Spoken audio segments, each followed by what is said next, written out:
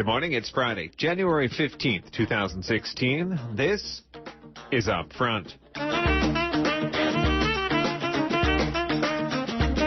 I'm Brian Edwards-Teekert. On today's show, in order to get the residents of the city on your side, you need to do a lot of advanced organizing. You need to explain why you're doing what you're doing and not just show up en masse one day and shut the city down by using obstructive techniques. However, I'm not going to go as far as to say that obstructive techniques are not worthy or useful today. Lessons from the front lines of direct action and legal defense. We'll talk to Kris Hermes, author of Crashing the Party. Plus, can an anti-inflammation diet change your health? We'll talk to naturopathic Dr. Jessica Black. That's all next, after the news. I'm Eileen Alfandary with KPFA News headlines. Republican presidential frontrunner Donald Trump and the current number 2, Ted Cruz, went at it last night in the Republican debate. Afterwards, Trump said their bromance was over. The New York billionaire real estate magnate pushed his charge that Cruz may not be constitutionally qualified to serve as president because he was born in Canada. Cruz fired back. I recognize that Donald is dismayed that his poll numbers are falling in Iowa. But the facts and the law here are really quite clear. Under long-standing U.S. law, the child of a U.S. citizen born abroad is a natural-born citizen. Cruz repeated his charge that Trump has New York values. He said New Yorkers are socially liberal and not a lot of conservatives come out of New York. Trump retorted that New Yorkers had made the country proud with their comeback following the September 11th, 2001 attacks. And we rebuilt downtown Manhattan, and everybody in the world watched, and everybody in the world loved New York and loved New Yorkers. And I have to tell you, that was a very insulting statement that Ted made. Florida Senator Marco Rubio attacked New Jersey Governor Chris Christie's policies, comparing them to President Obama's, particularly on guns, Planned Parenthood, and education reform, an attack Christie declared false. Jeb Bush and the other candidates also took potshots at President Obama and Hillary Clinton. To be honest with you, Hillary Clinton would be a national security disaster. Republicans have one more debate scheduled at January 28th event in Des Moines before voting begins in the Iowa caucuses. A San Francisco judge has declined to order a Catholic hospital to perform a tubal ligation for a woman when she gives birth by cesarean section. Superior Court Judge Ernest Goldsmith upheld his previous tentative ruling that Mercy Medical Center in Redding is not engaging in sex discrimination by denying Rebecca Chamorro the procedure. The judge said the Catholic hospital's policy against sterilization also applies to men, and that Chamorro could get the procedure at another hospital. Nina Pareja reports. Judge Ernesto Goldsmith noted that Chamorro could get the birth control procedure elsewhere, and the hospital was not engaging in sex discrimination by denying it because its policy against sterilization also applies to men. He said the religious beliefs reflected in the operation of church hospitals are not to be interfered with by courts at this moment in history. But ACLU attorney Elizabeth Gill claimed Chamorro would be caused harm by the hospital denial of the sterilization procedure. You know, sex discrimination does include pregnancy-related care, and men are just not in the same situation in that they're not in a labor and delivery ward like our client is, where part of the care that she should be receiving is a postpartum tubal ligation. Chico and Sacramento are the nearest hospital, and they are 70 and 160 miles away from her home. Dignity Hospital attorneys said they couldn't comment on individual cases. They said the hospital relies on the ethical and religious directives for Catholic health care services, written by the United States Conference of Catholic Bishops. Dignity Health is the 5th largest hospital provider in the country and one of the biggest in California with 29 facilities. The ACLU says it will pursue the case. In San Francisco Superior Court, I'm Nina Pareja, Pacifica Radio, KPFA. California Attorney General Kamala Harris is backing a renewed effort to expand the state's ban on assault rifles. The bill, introduced by Democratic Assemblyman David Chu of San Francisco, would bar the sale or transfer of most semi-automatic rifles with detachable magazines. Another measure by Chu and Democratic Assembly members Mark Levine and Philip Ting would outlaw bullet buttons. Harris said the proposal would close a legal loophole that allows firearm manufacturers to include bullet buttons. They let firearm owners rapidly exchange empty ammunition magazines for ones full of bullets. Governor Jerry Brown vetoed similar legislation in 2014. A lawyer for the family of a 17-year-old African-American fatally shot by a white Chicago police officer in 2013 hopes video of the shooting just released by the city will prompt a new look at the case and possibly even lead to the reopening of a criminal probe. A federal judge ordered the video released after the city dropped its long-standing opposition to making it public. 17-year-old Cedric Chapman was a suspect in a carjacking. The video shows him running away from police who chased him and then opened fire. An officer then handcuffs the dying teen and places his boot on him. The whole event takes about 10 seconds. Family attorney Brian Kaufman condemned it. You have a 17-year-old kid that's shot and killed, bleeding in the street in the city of Chicago, handcuffed, face down on the ground.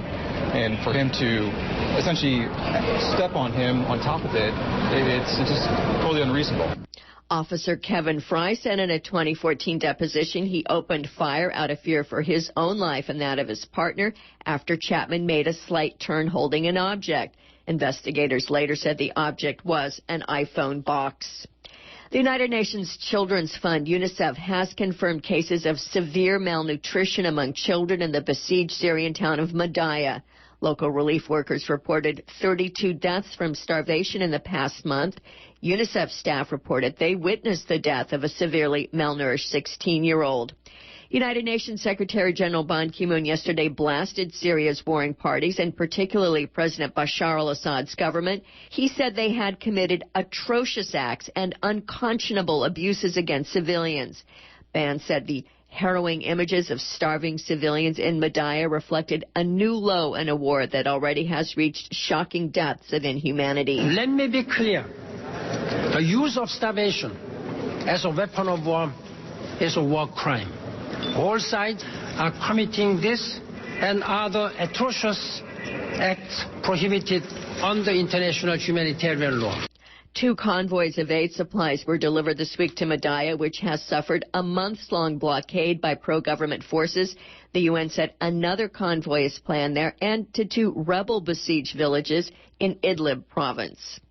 Weather forecast for the San Francisco Bay Area, mostly cloudy, a slight chance of morning showers and chance of rain in the afternoon. Highs in the upper 50s. In Fresno in the central San Joaquin Valley, morning clouds with a 50% chance of rain, mostly sunny in the afternoon. Highs 57 to 62 degrees. I'm Eileen Alfandary. More news at 7:30. You're listening to Upfront. I'm Brian Edwards-Teekert. If you think back 15 years, probably the defining date in your timeline is September 11th, 2001, a date whose events made dissent seem almost impossible for a time. But this was also a watershed period for rising activism. People from around the world working on everything from the environment to indigenous rights to trade unionism had coalesced into something that came to be called the global justice movement. In late 1999, they shut down World Trade Organization talks in Seattle with tactics that caught police forces completely off guard.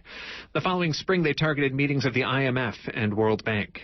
And that summer, many of the same organizers sought to capitalize on growing disillusionment with the 2-party political system to target the national conventions of the Democratic and Republican parties.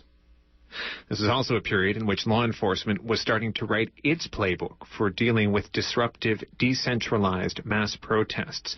And at the Republican National Convention in Philadelphia, Pennsylvania, the new type of protest faced its fiercest crackdown to date. Our next guest has written a history of how the events of that week changed the protesters and changed policing in America. It's called Crashing the Party, Legacies and Lessons from the RNC 2000. Kris Hermes, thanks for coming in. Thanks for having me, Brian. So who were you in 2000? I was a legal worker. I helped found the R2K Legal Collective, which set out to support demonstrators in the streets that would get arrested and be forced to endure the criminal justice system. I was also an activist. I had been involved with ACT UP Philadelphia and had been arrested many times myself and knew the ropes of legal support and wanted to extend that support to my comrades.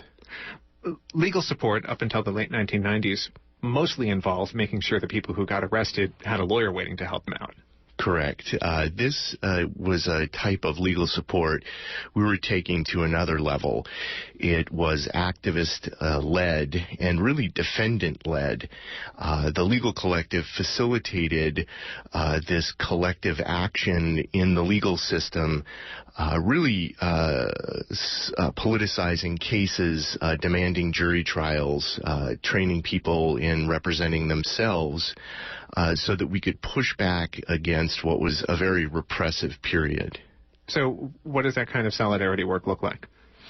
Well, in the jails, it can mean people acting together in unison to achieve the lowest possible punishment, to be released quickly with the least charges. And you can also use tactics in jail to protect people who are being targeted and marginalized by the state.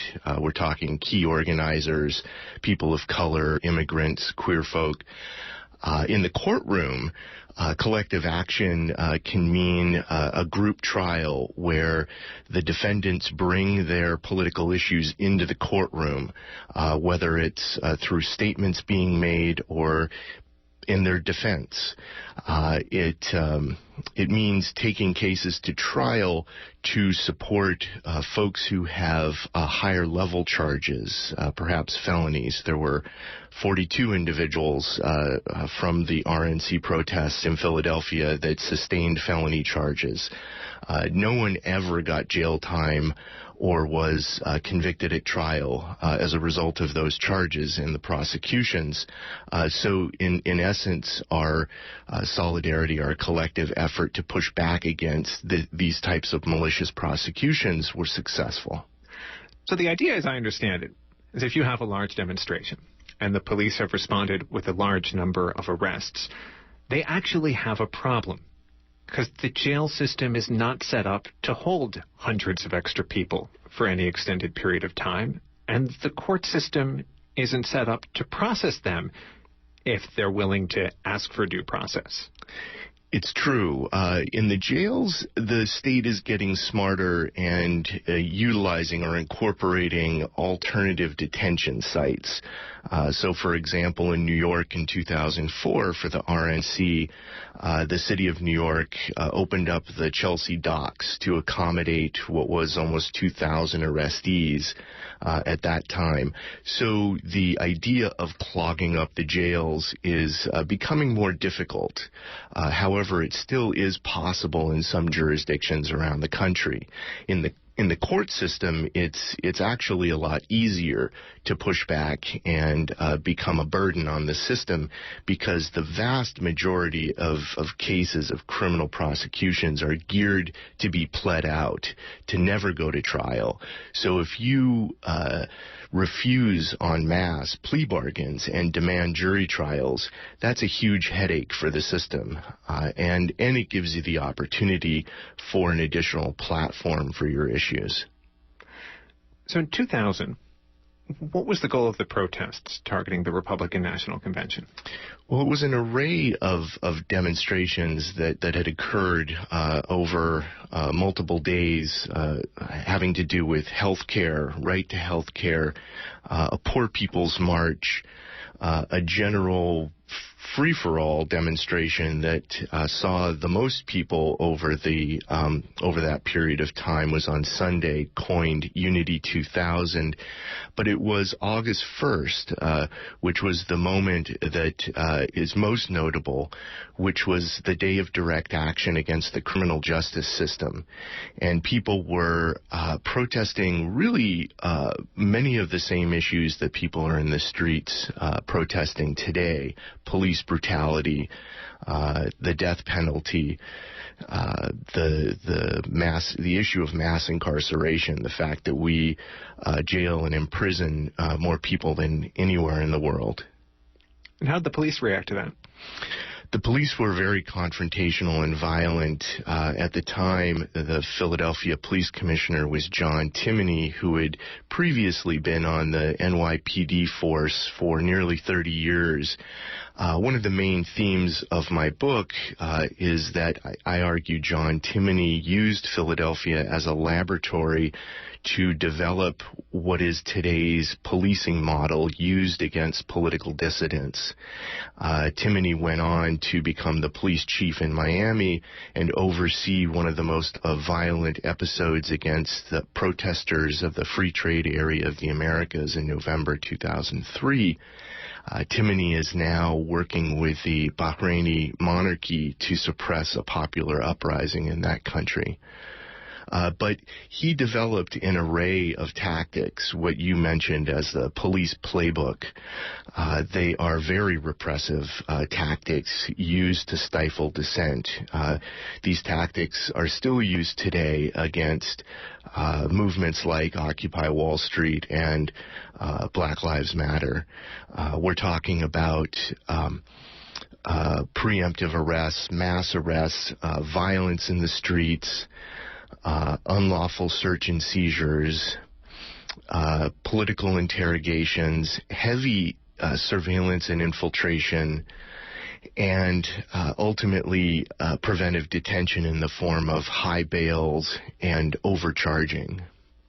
Now, the kind of remarkable thing to me about this is that this era of protests also spawned a series of class action lawsuits against the type of police acts that you've described. Pretty much every one of those lawsuits either prevailed or secured an extremely lucrative and favorable settlement for the protesters who were targeted for sweep arrests or preventive arrests or the things you described. It doesn't seem to have changed the conduct of the police at all.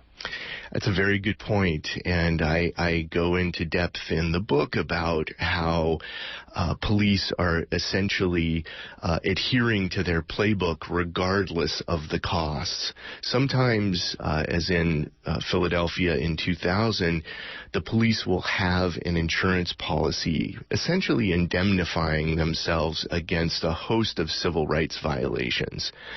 Sometimes they'll be forced to pay out. In essence, it's the taxpayers who are paying the cost of the police transgressions.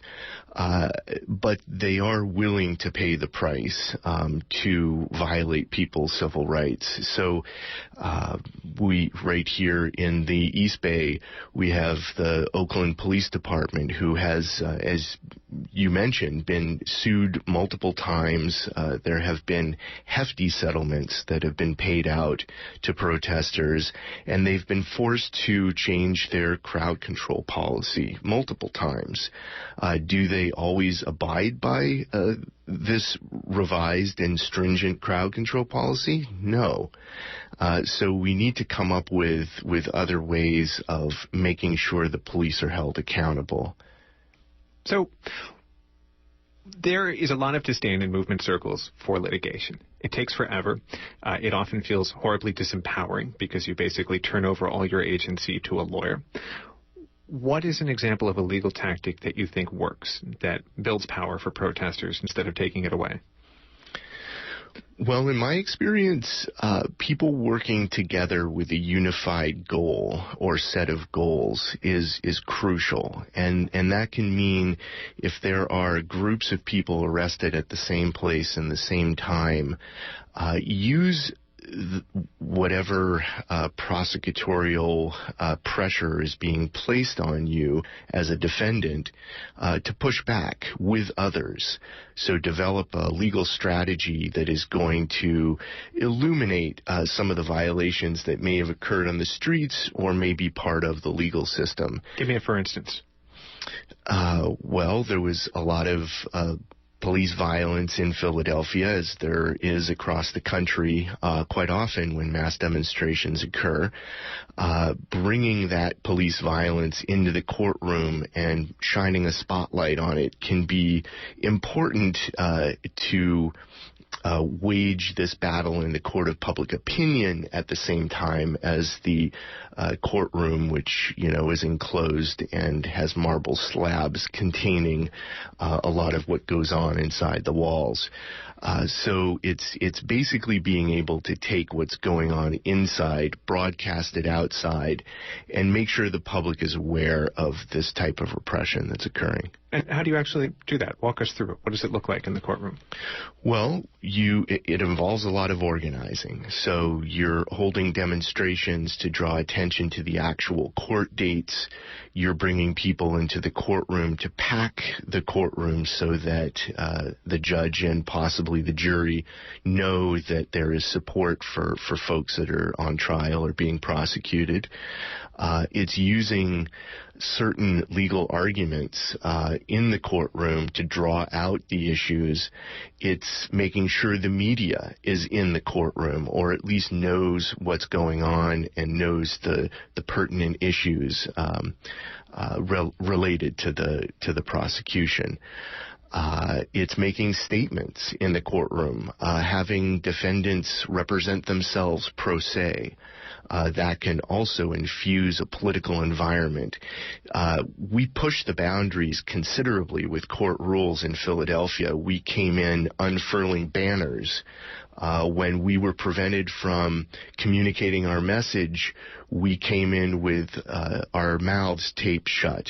We raised fists. We had clothing that had messages on it. Much of this is actually against court rules, and you risk contempt for doing some of these actions. But we wanted to make sure that the court knew that we were serious and there were violations that had occurred that we weren't willing to put up with. Well, speaking to Kris Hermes, he has spent 3 decades in activism, where his focus has moved from direct action to organizing legal support for activists to legal solidarity between them. His new book traces the history of how one series of protests and crackdowns changed the way police treat protesters and the way that protesters organize in the face of police crackdowns. It's called Crashing the Party: Legacies and Lessons from the RNC 2000. One of the kind of political dynamics at play is that for all of these protests, the local political establishment and police would warn of outside agitators coming to town and try to bring public opinion down on the protesters flocking to their city. The courtroom tactics that you're describing, do you think they were effective, for instance, at getting the people of Philadelphia onto the protester side? I do, very much so, and you bring up an important point that is part of the playbook. It is an actual tactic used to demonize the protesters in advance. Amazingly, this is already being done almost a year in advance of the next quadrennial conventions in Cleveland and Philadelphia. Demonization is already going on in terms of quote-unquote outside agitators and violent anarchists coming to their town. What this does is it sets up a dynamic where the public is pitted against demonstrators, political protesters, and the police more easily can justify or rationalize their violent behavior against protesters if they are perceived as the other. And what we saw in Philadelphia was a lot of that.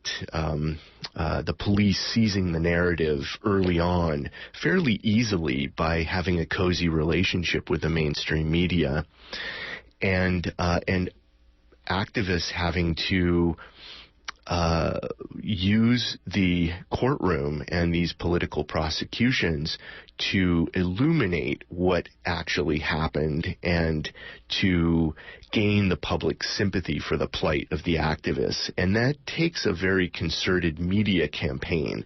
And that's another thing that the Legal Collective in Philadelphia did to change the hearts and minds of Philadelphians. And you can see the shift that took place in editorials in local newspapers, even going to the far extent of saying that we actually got it wrong initially, and we believe in what the protesters are fighting for now. Is there any soul-searching about whether the tactics were appropriate to the politics? I mean, it seemed like there was this moment where these kind of new and innovative direct action tactics were applied in the streets of Seattle, and they worked, and then it was kind of reflexively like, let's use these everywhere. Let's use them against the IMF, the DNC, the RNC, the Iraq War. Maybe you don't want to be threatening to shut a city down in every set of circumstances, particularly not when you want the residents of that city on your side. Well, in order to get the residents of the city on your side, you need to do a lot of advanced organizing. You need to explain why you're doing what you're doing and not just show up en masse one day and shut the city down by using obstructive techniques. However, I'm not going to go as far as to say that obstructive techniques are not worthy or useful today. In fact, what we've seen with the Black Lives Matter movement is this new escalation of obstruction, taking blockades onto the freeways and really forcing people to recognize how angry young black folks are and what this means to them, how far they're willing to take it. Whether or not the state reacts passively or violently is going to differ maybe by jurisdiction or arguably as movements become more effective, they're more repressed by the state. So whether it's blockades or some other tactic that's used, and I invite us to be creative and innovative about our choice of tactics and our strategies, but certainly the blockade tactic is still useful and is still used today. There was a racial justice critique of some of the tactics as well, which is that there was a largely white activist leadership making the decision to pursue confrontational tactics that would invite a police crackdown that exposed any people of color participating to much more serious risks than most of the white participants. Well, the global justice movement suffered from a lack of diversity in their ranks, and I think there was a lot of reflection that went on in Philadelphia to try to address that issue, that dynamic. And as a result, there was a lot of participation from Hunter College in New York at that time. There was a group called the Student Liberation Action Movement, SLAM, that really contributed greatly to even the choice of issue that people were protesting in the street, the criminal justice system, which obviously it disproportionately affects people of color. And SLAM and other movements or organizations of color came together and tried to develop a direct action strategy that was inclusive of more than just middle-class white folks. It didn't work incredibly well. It wasn't successful to the extent that it perpetuated over time in protests that were planned subsequently. In fact, the RNC represented the apex of the global justice movement, and it began to wane somewhat after those demonstrations. So there was work to be done, definitely, with the racial dynamic component. However, today, with the movement for Black Lives, we see people engaging in militant direct action, and it's being led by people of color. So it's not to say that people of color aren't willing to put themselves at risk by doing direct action or being militant dissidents in the street. But certainly it's better if the issues that are directly affecting people of color compel movements led by people of color rather than a predominantly white movement bringing people of color into the fold. Kris Hermes, thank you so much. Thanks, Brian. Kris Hermes has spent 3 decades in activism, where his focus has moved from direct action to organizing legal support for activists and legal solidarity between them. His new book traces the history of how one series of protests and crackdowns changed the way police treat protesters and the way protesters organize in the face of over-policing. It's called Crashing the Party: Legacies and Lessons from the RNC 2000.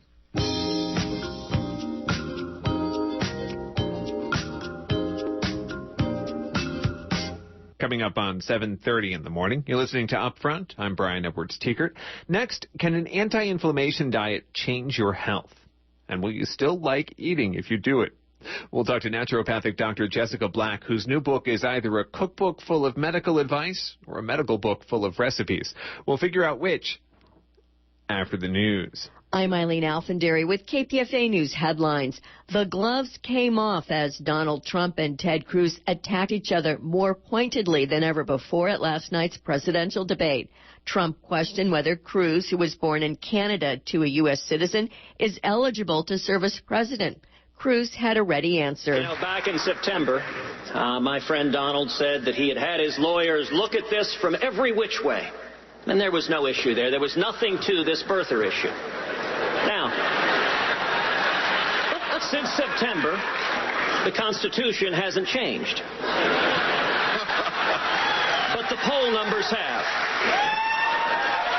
Just one Republican debate remains before Iowa's February caucuses. Democratic presidential candidates Bernie Sanders, Hillary Clinton, and Martin O'Malley debate on Sunday night. The California utility whose leaking natural gas well has driven thousands of Los Angeles residents from their homes says it understated the number of times that airborne levels of benzene have spiked over the past 3 months. Benzene is a chemical in natural gas known to cause cancer.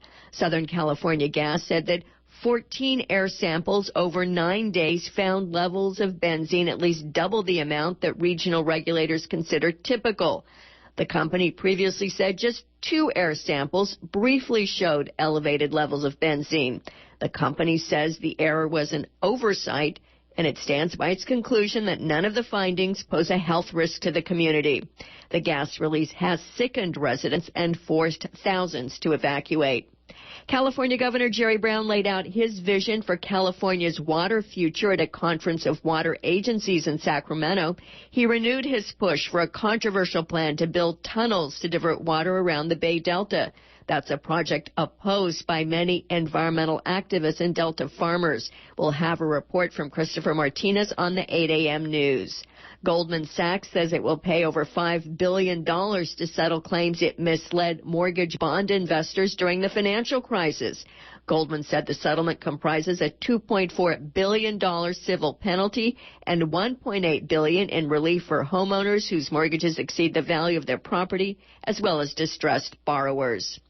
Weather forecast for the San Francisco Bay Area, mostly cloudy skies with a slight chance of morning showers and chance of rain in the afternoon. Highs in the upper 50s in Fresno and the central San Joaquin Valley. Morning clouds, a 50% chance of rain. Mostly sunny in the afternoon. Highs 57 to 62 degrees. Follow us on Twitter at KPFA News. I'm Eileen Alfandary. More news on 94.1 at 8 o'clock. You're listening to Upfront. I'm Brian Edwards-Tiekert. And this morning we're going to take a detour into the world of health, specifically caring for chronic health conditions by managing inflammation. There's this growing body of research that links low-level chronic inflammation to everything from Alzheimer's to diabetes to heart problems. And this is something that is relatively simple to manage, particularly through your diet, but we get almost no information about that. And there's 2 reasons. One is training. At more than half the medical schools in this country, aspiring doctors get less than 20 hours of instruction in nutrition over the course of 4 years. Now, the second reason is the incredibly screwed up system of incentives that we have in our medical system. We'll get further into that during the interview, but basically, there is no good way for doctors to bill health insurers for giving you good nutritional advice.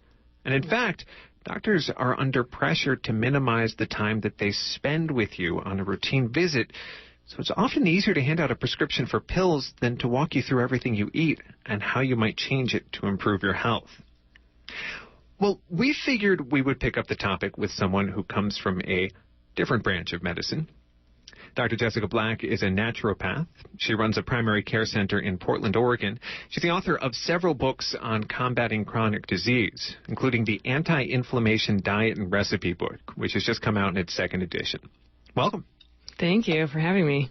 All right, so start by explaining what a naturopath is. Naturopathic physicians, I think that they are a little bit different than what your mainstream medical doctor. And I think what makes us really different is I think that we take a couple of steps back and we look at the whole picture instead. We're taking a couple of steps back across the street, looking at the whole body, thinking about how things went wrong or how to prevent future chronic illnesses. And I think that rather than waiting until someone has a problem and then treating it, I think our job should be really looking at people and thinking about their health, 10 years before they would ever have an illness and really working at preventing that illness from coming. I think that is where medicine should excel, and I think that oftentimes we don't do that. Naturopathy is not just something that is kind of like a cooked-up title. It's a state-issued license. Yeah. So we have 4 years of medical school. 4 years of medical school. I think our schooling is really similar to an MD in the first 2 years. So we're doing anatomy and physiology and biochemistry and all of the other sciences that we're supposed to do. But in addition to that, then we're going to have all the pharmacology, but then we're going to have herbal medicines, and we're going to use some homeopathics, and we're going to learn physiology, and we're going to learn nutrition, and we have kind of a really broad education on the natural sciences to use for people when we're working at their health problems. So how does that leave you dealing differently with the patient than the doctor that I see at Kaiser? Well, what I would say is that one thing is that we're really good at looking at people and kind of figuring out where the cause is. So instead of saying that you have diabetes and I'm going to give you insulin, or diabetes and I'm going to give you metformin or this pharmacological drug, our idea is, well, what kind of lifestyles can we put in place so we can start to reverse the disease process? And then maybe what other natural supplements that we could use instead of a drug that might be a little healthier for the body, and kind of creating a little bit more balance without having to use that pharmaceutical medication. And does that actually work? Yes. I think it works well. I mean, someone comes to you who's already developed type 2 diabetes. You're saying you can treat that without actually putting them on insulin? Well, it depends upon where they're at and kind of what their blood levels are saying. So, for example, we check something called hemoglobin A1C, and it kind of gives us this snapshot of what their blood sugar is like for 3 months. If that is extremely high, we're going to have a harder time reversing their disease process. If it's in a pre-diabetes state, or if it's in kind of just like an elevated glucose state where their glucose is a little bit high but they're not really truly diabetic yet, absolutely easy to reverse. If they're diabetic, still easy to reverse if they want to be really diligent with their lifestyle treatment. So you're not taking the insulin, the conventional medicine off the table, you're just putting some other things on the table. Right, especially if they're already on insulin. You can't just take someone off of insulin, or if they're already on metformin or another medication. And that goes for maybe anything that we treat. Okay, so that's your approach. Why Devote? I believe you are now working on your third book about inflammation and diet. I think inflammation is incredibly important. I think that if you look at all the top leading causes of death in the United States, almost all of them are inflammatory related, and almost all of them are preventable. So if you look at, we have like 75% of the deaths in the United States are all attributed to about 10 different causes. I mean, the first cause is heart disease. It's the number one killer in the United States, but it's the number one fatal illness in all of the world is heart disease. And very, very preventable. So, we can directly link inflammation to heart disease, and we can directly link poor habits to inflammation. Like what kind of poor habits? Sedentary lifestyle, poor eating, eating a lot of sugar, eating a lot of inflammatory foods, not obviously exercising enough, having too much stress. All of that kind of promotes this inflammatory cascade in the body, and then we kind of promote all of these inflammatory pathways that cause chronic illness. I guess maybe you should clarify what you mean by inflammation, because what it immediately conjures to mind is just like, my body swelling up someplace I bruised myself. True, actually, and it probably is on the inside, and you just don't know it. So what I would say is that we always think about inflammation as, you sprain your ankle or something and it gets nice and red and puffy, and that's a really nice protective response from the body. That's an inflammatory response. But you can have micro-inflammatory responses almost exactly like that. They're just smaller than what you can feel or see, and they can happen inside the body. They can happen inside arteries. They can kind of start causing micro damage then to a lot of tissues in the body. And you start having that occur, and we get kind of that damage over time, then it starts to affect how kind of your whole cardiovascular system can function, starts to affect maybe how your joints and your muscles feel. All of that inflammation can be low level, undetected by us. What's the mechanism? How does inflammation lead to all those problems? Number one is that it's damaging. So it's meant for protection, but then when we use it for more than a certain amount of time, when we, if our body has this nice inflammatory response, our body wants to use it for 2 or 3 weeks, something like that, so that then we can heal that area. But what happens when we're kind of continuing to give it insults, which would be like, not exercising, eating poor food, having a lot of stress, then we have those continued insults. It continues to stimulate that inflammation, which is normally supposed to just be this 2 to 3 week protective mechanism. We're speaking with Dr. Jessica Black. She's a naturopath who runs a primary care center in Portland, Oregon, author of several books on combating chronic disease, including the Anti-Inflammation Diet and Recipe book, which has just come out in its 2nd edition. And I want to get into the substance of this book. What would you say are like the biggest problem foods in our diets as Americans when it comes to inflammation? Oh, it's so sad to talk about. So I think the biggest problem foods are gluten, dairy, and sugar. They're probably our if we could at least have everyone avoid those, and even if someone was to avoid them 70%, they're going to be a lot better off for their future. So, if you think about sugar is huge. If you look at our 10 top leading causes of death, diabetes is in there, Alzheimer's is in there, and Alzheimer's is just kind of a further manifestation of diabetes. What happens when people eat a lot of sugar is that then these sugars start to complex. They can complex with our proteins, they can complex with our lipids, they can even complex with our DNA. And when they do this, they make like a molecule that's very damaging. And so then the more sugar that we eat, then the more damaging chemicals that we make. The second big problem food category you mentioned was dairy. It's a sad one to leave out because I love cheese too. So what I would say is that dairy can be really inflammatory for many people. And so one of the things that I talk about is I am good at guessing now based upon, because I used to do a lot of food allergy testing. And so if people come in with particular complaints, I can kind of guess which type of complaints do best off of dairy. So people that have any sinus issues, or if they have chronic reflux, or if they have ear infections, or they have large tonsils, sleep apnea, all those things, I will take people off of dairy. So you're saying it's an inflammatory food, but not necessarily for everybody. Not necessarily for everybody. I think a lot of my patients, if we can get them off of maybe some of the larger dairy sources and drinking milk, things like that, then what they can handle is they can handle maybe some aged cheeses, which have more AGEs, but it's a little bit easier dairy to digest. They can have maybe some sheep or goat cheese, sometimes have some creamer. I really like a straight creamer, not a half and half, because it has less sugar content, once again. And that's sometimes tolerated by some patients. But if they have any of those kind of like upper respiratory and sinus issues, then I think that they shouldn't have any dairy at all. Now, this is something that you lay out, gets into something that you lay out how to do in the book, which is called an elimination and challenge diet. Mm-hmm. How does that work? Well, so what I would say is that that's maybe the best gold standard way to figure out what you're intolerant to or what you might react to in your foods. And the best way is to take a very, very, very strict diet, which means that you take out all the allergens, including corn and including, for me, from inflammation reasons, tomatoes and potatoes, and you can take out egg and dairy and gluten and sugar. You take out all those foods. It's best to probably do that for maybe 2 weeks, and it's better even to do it for a month because people feel amazing after a month.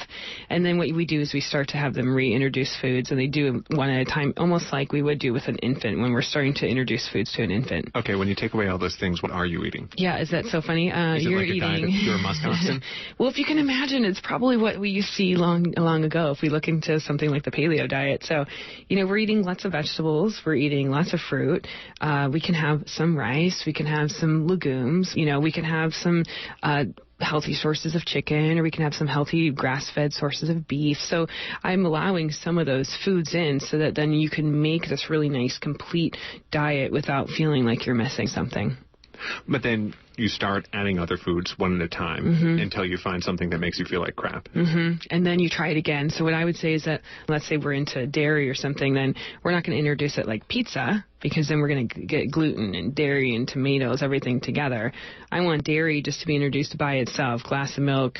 Then let's say you get a headache, you don't feel really well, you're a little foggy, then what I would say is you go back to that diet without the milk for another week, and then you try it again, because I want people to confirm. So your patients actually see like a significant difference between, say, commercial conventional milk and organic, non-homogenized, glass-bottled milk? I don't know if people can actually see that. I would say they can definitely notice the difference between like sheep or goat and dairy and kind of like a cow dairy. But what they do know is that they do know that if we think about how our bodies concentrate toxins, or something like if we're giving if we're being given a lot of growth hormone and antibiotics in the feed, we're going to concentrate that in our fat. And so we know that then when we're eating dairy products that they have a lot of fat in them, so that if we, when we're eating those products that are not organic or not grass-fed, we're going to be eating that concentrated toxins. Garbage in, garbage out. Yeah. We're speaking to Dr. Jessica Black. She's a naturopath. Her new book is the Anti-Inflammation Diet and Recipe Book, which is just out in its second edition this year. The third problem food you mentioned, and we're going to get to the good foods in a second. Oh, it's such a fun one. Yeah, this is killing the hopes of all the bakers out there. Gluten. Except for the gluten-free bakeries, I guess. They manufacture marvelous bricks. It's true. We actually just got a gluten-free cinnamon roll last night for kind of like a little dessert after dinner, and my kids were like, this is a little dry. So sometimes when I say, so I really do like people to get off of gluten, and it's incredible, especially for neurological conditions. So anyone that has any neurological conditions, so let's say they have any spasms, or they have Alzheimer's, or they have MS, or they have anything that's neurological, or migraines, headaches, things like that, getting off the gluten is incredible for those people. There's something about gluten that I think directly affects the nervous system. And you think it's not just the fact that when people get off gluten, they're also just taking a whole lot of carbs out of their diet of necessity? I would say that not everybody who goes gluten-free does it right, because I think that a lot of people that go gluten-free, then they eat gluten-free pizza and gluten-free crackers and gluten-free bread, so they're not necessarily decreasing carbs. But that's what I want. That's what I'm asking for people to do. But I guess my question is, it's like wheat that gets singled out, but when you tell most people to take wheat out of their diet, they're also like as collateral damage taking most of the processed junk food out of their diet, like the processed white bread out of their diet. The things that might be bad for them for all kinds of reasons that have nothing to do with the properties of gluten. I love it. I mean, I do think that is healthy. And I think even by giving someone the anti-inflammatory diet and giving them any food restriction at all, they're going to do that. They're going to not really have all of the garbage that comes with a lot of processed foods when we put them on some of this diet. Speaking of naturopathic Dr. Jessica Black, her book is the Anti-Inflammation Diet and Recipe Book, just out in its second edition. And we should spend some time talking about the foods you like. I know. So I do like a lot of foods. I'm a foodie. So like fats. Which are the good ones? Oh, which are the good ones? Well, I would say that any kind of omega-3 oil, so we're talking about fish oils or, eating salmon.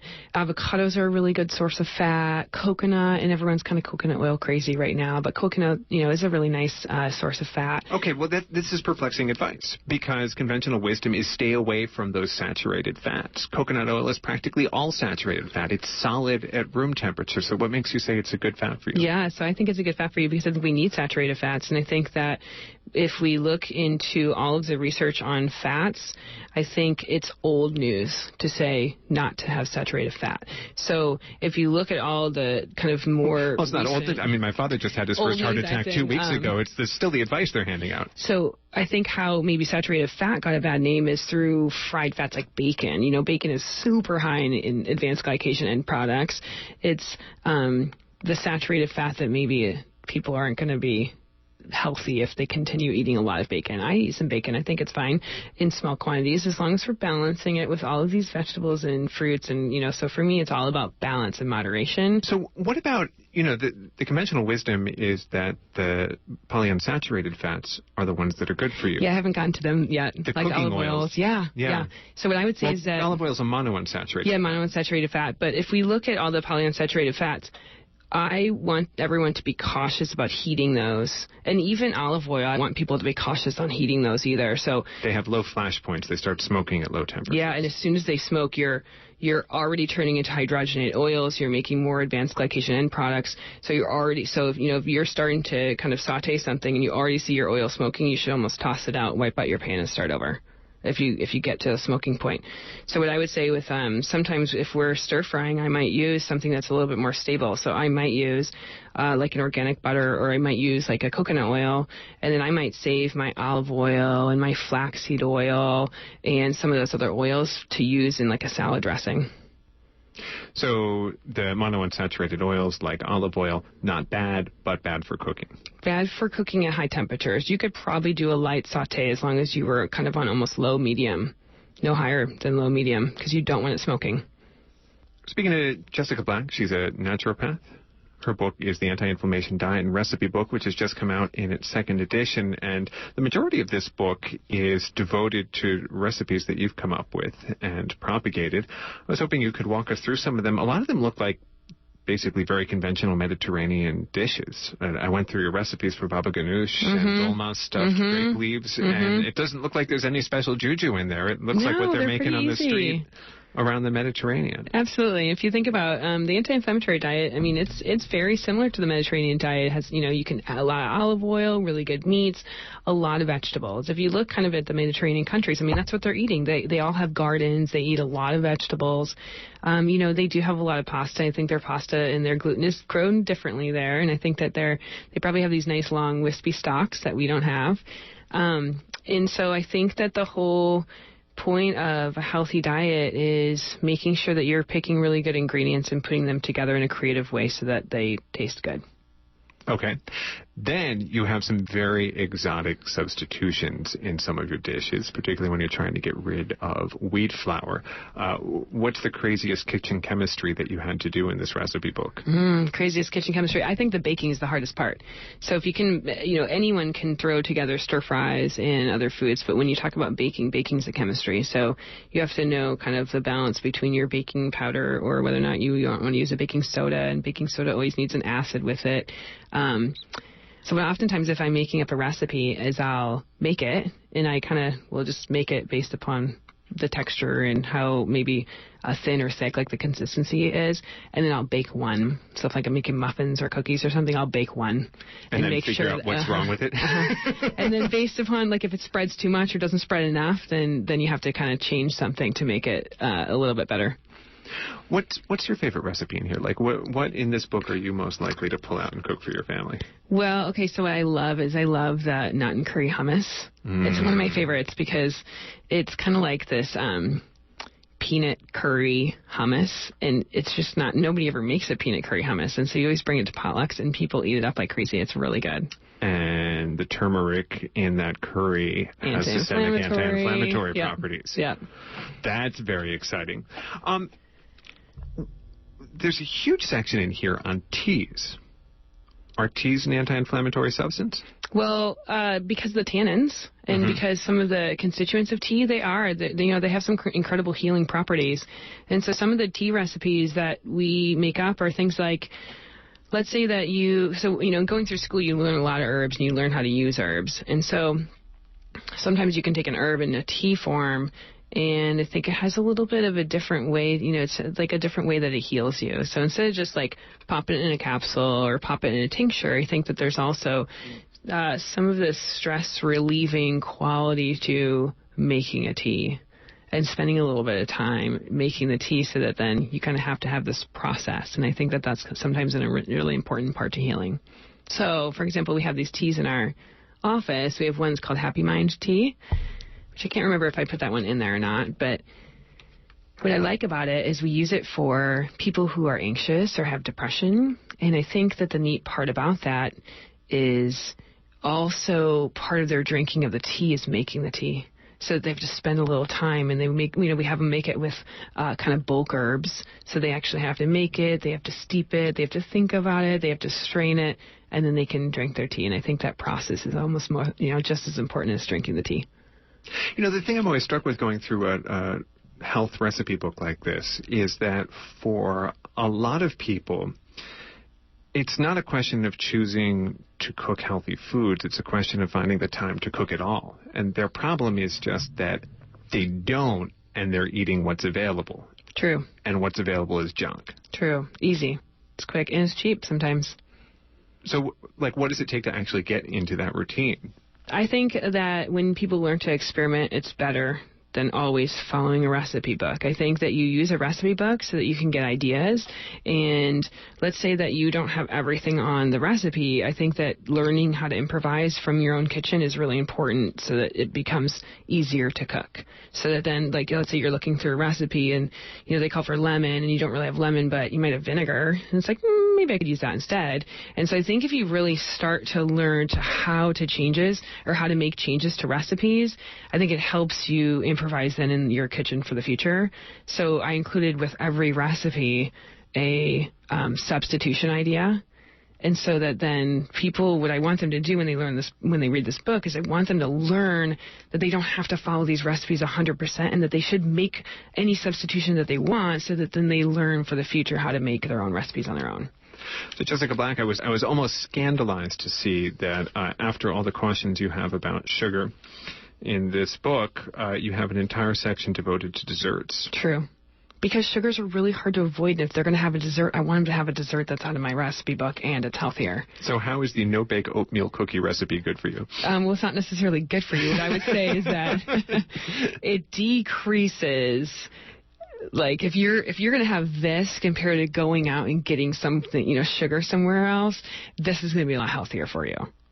But it's not necessarily that I want people to eat sugar all the time. And these aren't sweetened with sugar. I think it has honey in it, probably. Honey and rice syrup. Yeah, honey and rice syrup. And you can also, you can actually make that better. You can do experiments. You can use something like coconut palm sugar. It's a little bit lower in glycemic index, so you could do a little bit of that. So you can kind of make it even lower glycemic index. So you can always tweak these recipes to make them a little bit better. One thing this recipe book has that you don't encounter in a lot of cookbooks is a full nutritional analysis on every recipe in here. Mm-hmm. And do you have things in this rundown of constituents that are not normally on the labels of packaged foods? Oh, yeah, these were so hard to get, actually. So you mean getting the nutritional analysis? Yeah. These were so incredibly difficult to get because I used so many odd ingredients. And so the person who was helping me do this, Linda, at the time, these were done quite a while ago now. And, it was rather funny because if this was probably written originally in 2005 when we were doing all these. And so if you can imagine all of the nutritional information from 2005 was a long time ago. And I'm using things like almond flour and using things that just weren't really used. And so she had an incredible job, actually, of finding then nutritional analyses just on some of the individual nutrients I had so that then she could break them down into the recipes.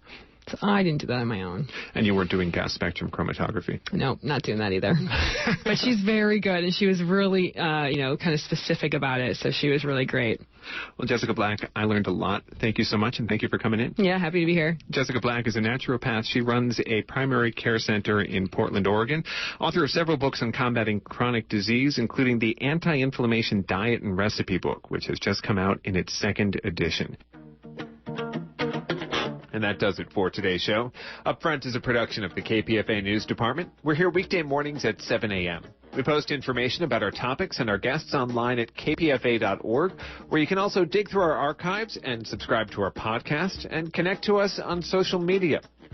If you'd like to give us feedback on something you heard, or if you'd like to suggest something for us to cover, or someone for us to talk to, send an email to upfront@kpfa.org. A big thanks to everyone who makes the show happen. Eileen Alfanderi is our executive producer and our news editor. Linda Corey is our interim producer. Kirsten Thomas is our board operator most days. My name is Brian Edwards-Teekert. Stay tuned for Uprising with Sonali Kolhatkar.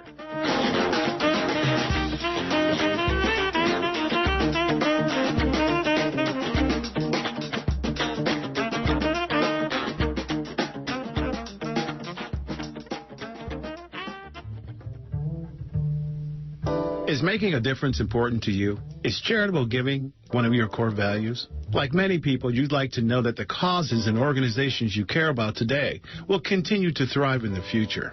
In addition to supporting the work of KPFA through cash donations, consider making a planned gift. It's easy and provides tax benefits as well. Simply put, planned giving is the transfer of assets to a designated nonprofit organization during your lifetime, or as part of an estate plan. You can gift KPFA in your will or trust with stocks, real estate, or any amount of money. In return, you'll receive a generous tax benefit. For more information on planned giving, consult your financial or estate planner and our website at kpfa.org. Thank you.